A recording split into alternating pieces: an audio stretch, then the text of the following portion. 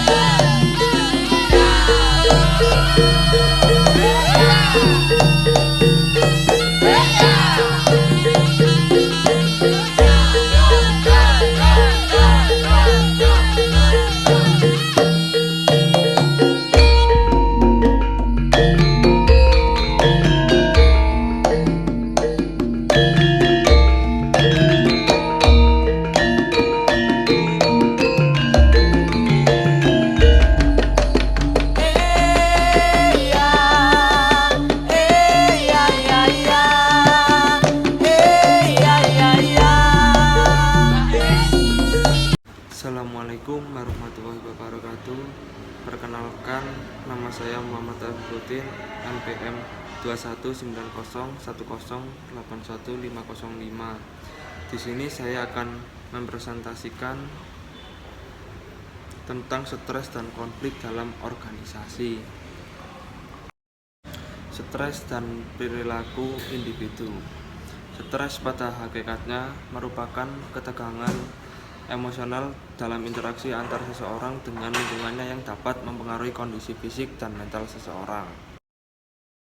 Stres bisa menampakkan dirinya dalam berbagai bentuk yang bersifat satu fisiologis seperti perubahan yang terjadi dalam metabolisme seseorang, gangguan pada cara bekerja jantung, pusing, dan gangguan pernapasan. 2. Psikologis seperti ketegangan, mudah tersinggung, bersikap menunda pekerjaan, kebosanan, dan ketidakpuasan dengan pekerjaannya.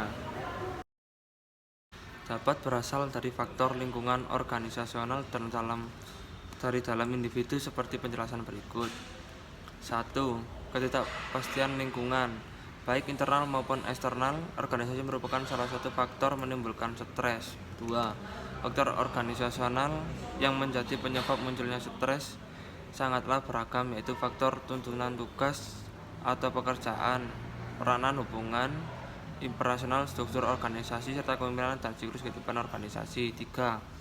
Faktor dalam diri individu bisa berasal dari faktor masalah keluarga, masalah ekonomi, dan perbedaan-perbedaan individu seperti persepsi seseorang terhadap sesuatu, pengalaman ada tidaknya dukungan sosial, tipologi manusia, dan tipologi perilaku manusia. Manajemen stres dalam kinerja organisasi. Stres dalam organisasi tidak selamanya membahayakan kehidupan organisasi. Sepanjang stres yang muncul hanya akan berada pada tingkat yang rendah, atau moderat. Alasannya adalah karena stres pada tingkatnya tertentu memang diperlukan karena dapat bersifat fungsional yang berperan sebagai pendorong peningkatan kinerja anggota organisasi. Stres dan konflik dalam organisasi. Stres dan konflik tidak bisa dipisahkan karena stres dan berat dan berkepanjangan akan menimbulkan konflik dalam individu maupun antar individu dalam organisasi. Sumber masalah penyebab konflik. Pada umumnya konflik dalam organisasi disebabkan oleh sumber daya yang kurang untuk menyelesaikan pekerjaan yang akan menimbulkan kompetisi. Kompetisi tersebut dapat melahirkan konflik yang berkepanjangan karena memperebutkan sumber daya. Penanganan faktor-faktor yang penyebab timbulnya.